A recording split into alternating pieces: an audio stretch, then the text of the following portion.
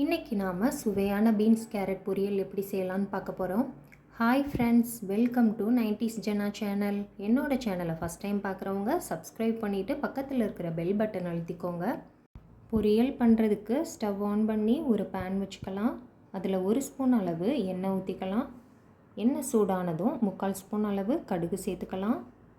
கூடவே ஒரு அரை ஸ்பூன் அளவு உளுந்தம்பருப்பு சேர்த்துக்கலாம். கடுகு வெடித்ததும் நாம் கட் பண்ணி வச்சுருக்கிற ஒரு மீடியம் சைஸ் பெரிய வெங்காயத்தை சேர்த்துக்கலாம். வெங்காயத்தை ஃபஸ்ட்டு லைட்டாக கலந்து விட்டுடலாம். இப்போ இதில் ஒரு பச்சை மிளகாய் நான் கீறிட்டு சேர்த்துருக்கேன். நீங்கள் காரத்திற்கேற்ப பச்சை மிளகாய் சேர்த்துக்கோங்க. கூடவே ஒரு கொத்து கருவேப்பிலை சேர்த்துக்கலாம். சேர்த்துட்டு வெங்காயத்தை கொஞ்சம் வதக்கிக்கலாம். லைட்டாக ஒரு நிமிஷம் வதக்கினா போதும். வெங்காயத்தை வதக்கினதுக்கப்புறமா கட் பண்ணி வச்சுருக்கிற தேவையான அளவு பீன்ஸை சேர்த்துக்கலாம்.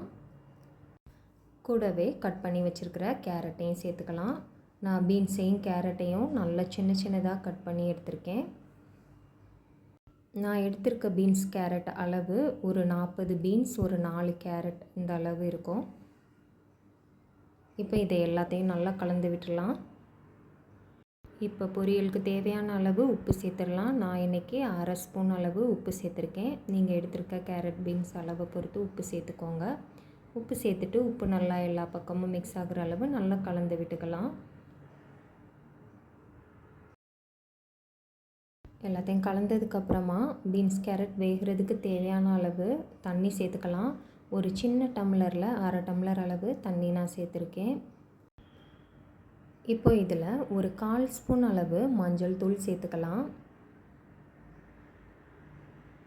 மஞ்சள் தூள் சேர்த்துட்டு எல்லாத்தையும் நல்லா கலந்து விட்டுடலாம். நாம் பீன்ஸ் கேரட்டை நல்லா சின்னதாக கட் பண்ணியிருக்கிறதுனால சீக்கிரமே வெந்துடும். ரொம்ப தண்ணி சேர்த்துடக்கூடாது. தண்ணி ரொம்ப சேர்த்து பீன்ஸ் கேரட்டை ரொம்ப குழையிற மாதிரி வேக வச்சிடக்கூடாது. பொரியல் செய்யும்போது எப்போதுமே காய்களை ரொம்ப வேக வைக்கக்கூடாது. இப்போ இந்த தண்ணி இந்த பீன்ஸ் கேரட் வேகிறதுக்கு கரெக்டாக இருக்கும். இப்போ நாம் அடுப்பை லோ ஃப்ளேமில் வச்சுட்டு மூடி போட்டு ஒரு 2 to 3 நிமிஷம் வேக வச்சுக்கலாம்.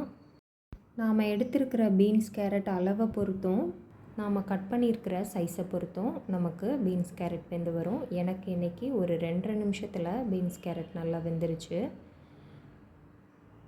இப்போ தண்ணி எதுவும் இருந்தால் பேனை ஓப்பனாகவே வச்சுட்டு தண்ணியை வற்ற வச்சுக்கலாம். பாருங்கள், 2 நிமிஷத்தில் நல்லா பீன்ஸ் வெந்துருச்சு. நீங்கள் காய் வெந்துட்டான்னு செக் பண்ணிவிட்டு உப்பு செக் பண்ணிக்கோங்க. இப்போ நாம் கொஞ்சமாக ஒரு 1/4 ஸ்பூன் அளவு சீரகம் எடுத்து அதை நல்லா விரல்களுக்கு நடுவில் இந்த மாதிரி நசுக்கிட்டு சேர்த்துக்கலாம். இந்த மாதிரி சீரகத்தை லாஸ்ட்டாக கொஞ்சமாக கையால் நசுக்கிட்டு சேர்க்கும்போது சுவையும் வாசனையும் நல்லா இருக்கும். இப்போ எல்லாத்தையும் ஒருக்க கலந்து விட்டுட்டு தேவையான அளவு தேங்காய் துருவல் சேர்த்துட்டு அடுப்பை ஆஃப் பண்ணிக்கலாம். நான் இன்றைக்கி ஒரு 3 ஸ்பூன் அளவு தேங்காய் துருவல் சேர்க்குறேன். அதே போல் பொரியலுக்கு எப்போதுமே தேங்காய் துருவல் நிறைய சேர்க்கும் போதும் பொரியல் நல்லாயிருக்கும். தேங்காய் துருவல் சேர்த்துட்டு அடுப்பை ஆஃப் பண்ணிக்கலாம். அடுப்பை ஆஃப் பண்ணிவிட்டு நல்லா எல்லாத்தையும் ஒருக்க கலந்து விட்டுடலாம். இப்போ நமக்கு ரொம்பவே டேஸ்டான பீன்ஸ் கேரட் பொரியல் ரெடி ஆயிடுச்சு. குழம்பு சாதம், தயிர் சாதம், வெரைட்டி ரைஸ் எது கூடனாலும் வச்சு சாப்பிட்றதுக்கு இந்த பொரியல் சூப்பராக இருக்கும். கண்டிப்பாக எல்லோரும் இந்த மாதிரி ட்ரை பண்ணி பாருங்கள். ட்ரை பண்ணி பார்த்துட்டு எப்படி இருக்குன்னு சொல்லி எனக்கு கமெண்ட் பண்ணுங்கள். என்னோடய சேனல் பிடிச்சிருக்குன்னா லைக் பண்ணுங்கள், சப்ஸ்கிரைப் பண்ணுங்கள். தேங்க்ஸ் ஃபார் வாட்சிங்.